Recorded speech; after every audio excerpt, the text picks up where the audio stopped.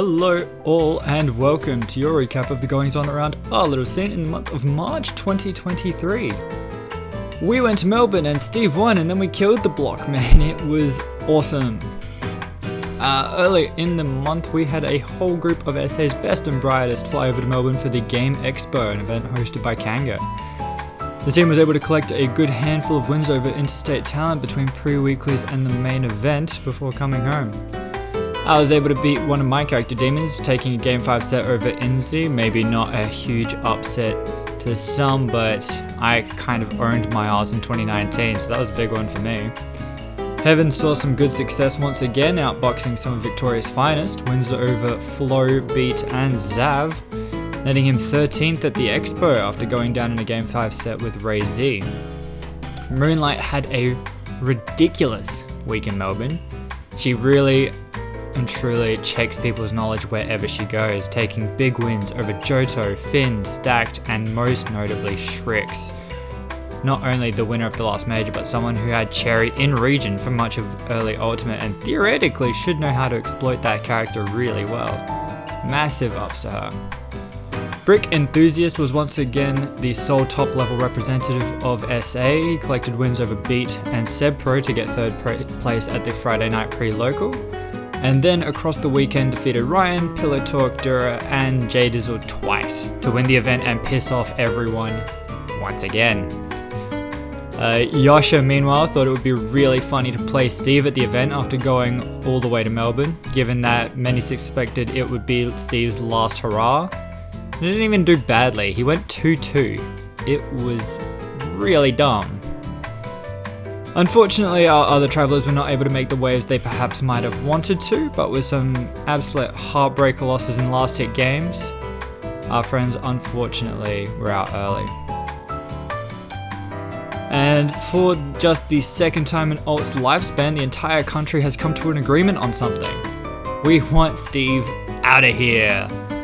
Given the revelations a bit about the PMLG technology, a conversation was opened about whether or not we believe Steve to be a reasonable character to deal with.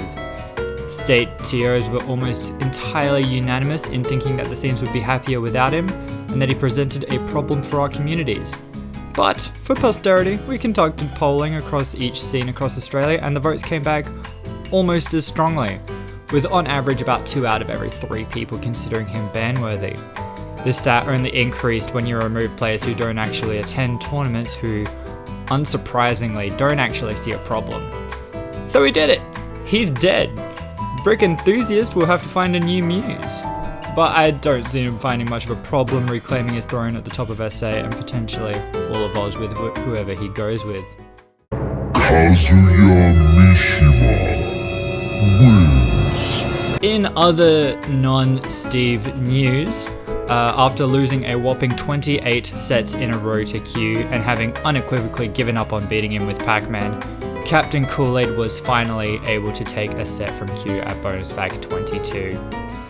As they have done for many of their encounters over the last 6 months, they engaged in a random ditto in winter semis of the tournament.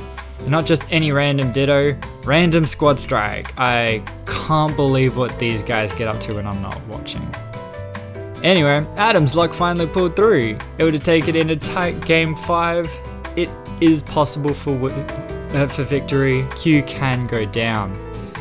We managed to get to winner's side of Grands after that, beating John Bombo in a Game 5 set, but unfortunately was not able to take the tournament in the end. Kool-Aid also nearly reversed 3-0 Jamie with Falco. That was really funny. The no combos all fundies Falco was truly a spectacle to behold. Unfortunately, our friend has had to go back to Peru for a little while, and we will miss him and his antics dearly in the meantime.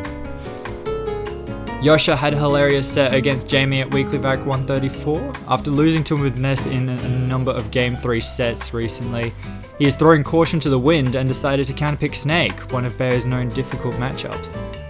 And it worked. He was hitting some ledge traps, he hit a parry up tilt, he was looking good to go.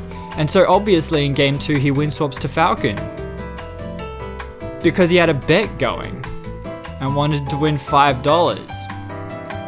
But you know what? That was fine apparently, because he caught Jamie with so many wild options that despite almost choking it, he pulled out a 2-0 victory and stunned absolutely everybody. was awesome.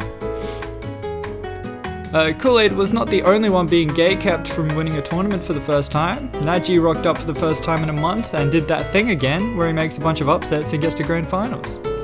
He got through H-Tem, myself, John Bombo, and Moonlight to get there. However, for the second time this season, he got trounced in grand finals and he must continue chasing that big win. And in another absolutely fantastic set, shoutouts to Pinky overcoming Dashi to redeem himself at Cheese League after bowing out early. That grand finals set ruled so hard and is one to be watched back. General sundries, we had a complete array of tournament winners for the month with 5 unique winners of events, definitely the most we've had in a while. Q only took 1 tournament this month with Weekly Vac number 134. Con took Weekly Vac 135 and Cheese League March, taking grands from loser's side. I won Weekly Vac 136 and Heaven won Weekly Vac 137 and 138. His Kaz is coming along nicely. John Bombo took the bonus vac number 22 over the Q Shulk and Captain Kool-Aid. But yeah, what a list of individuals. In our upsets of the month, Sloshi managed to beat Dashi despite her hot streak at Cheese League March, ruining at least one other person's day. Yaya made another major upset this month, beating Q at Weekly Vac 138, ruining a few people's days. This might have been the biggest upset all month by the numbers, but Yaya is really good. He's done this before. Moth Plague made some fantastic runs through the month. He collected wins on John Bombo, Dashi, Atos, and Yosha. I've returned to losing winners quarters on the regular. I dropped sets to Kool-Aid and Naji across a couple of the weeklies. These guys are way too hard to be playing after just 2 games of warm-up. This sucks. But I think the most astonishing upset of the month was Matty taking over Paulek at Cheese League. For the new players, Paulek is an apparition, but at one stage was looking at breaking into the top 5 of our scene. Very talented and well-rounded player across many characters, but evidently still shaking off the rust from well over a year of inactivity. He got KO punched. Maybe a couple times. Anyway, looking forward to April. The big thing to look out for is our now annual Arcadian coming in at the end of this month on the 30th. With plenty of names to watch and a couple more people banned since last time, we are hoping to see an exciting clash for the next best of the unranked. If you are not already in the Discord following the streams or subscribed to the channel, all the links are below. My name is BradTaicho and that was this month in SA Smash. Thank you very much for watching.